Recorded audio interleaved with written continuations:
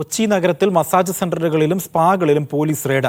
അനാശാസ്യ പ്രവർത്തനങ്ങളും ലഹരി വിൽപ്പനയടക്കം നടക്കുന്നു എന്ന പരാതിയിലാണ് നടപടി. ലൈസൻസ് ഇല്ലാതെ പ്രവർത്തിക്കുന്ന സ്ഥാപനങ്ങൾക്കെതിരെ നടപടിയെടുക്കുമെന്നും പോലീസ് അറിയിച്ചു. വിവരങ്ങൾ നൽകുവാനായി നിതിൻ സേവ്യറുണ്ട്. നിതിൻ, എപ്പോൾ മുതലാണ് ഈ പരിശോധന ആരംഭിച്ചത്? പരിശോധനയിൽ എത്ര സ്ഥാപനങ്ങൾക്കെതിരെയാണ് നടപടിയെടുത്തിരിക്കുന്നത്?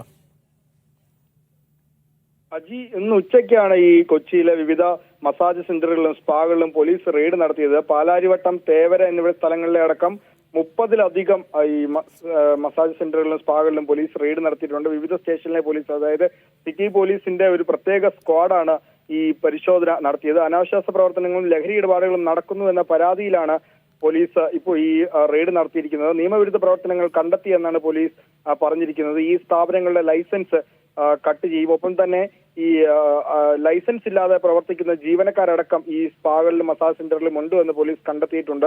ലൈസൻസ് ഇല്ലാതെ പ്രവർത്തിക്കുന്ന സ്ഥാപനങ്ങളുമുണ്ട്. ഈ സ്ഥാപനങ്ങളിൽ ജീവനക്കാർക്കും ലൈസൻസ് ഇല്ലാത്തവരുണ്ട്. ഇവർക്കെതിരെ ഇപ്പോൾ നടപടിയെടുക്കുമെന്നാണ് പോലീസ് നിലവിൽ അറിയിച്ചിരിക്കുന്നത്. 30-ലധികം മസാജ് സെന്ററുകളിലാണ് ഇപ്പോൾ സിറ്റി പോലീസിന്റെ പ്രത്യേക സ്ക്വാഡ് റെയ്ഡ് നടത്തിയിരിക്കുന്നത്. അജി, ശരി, നിതിൻ സേവ്യറാണ് വിവരങ്ങൾ നൽകിയത്.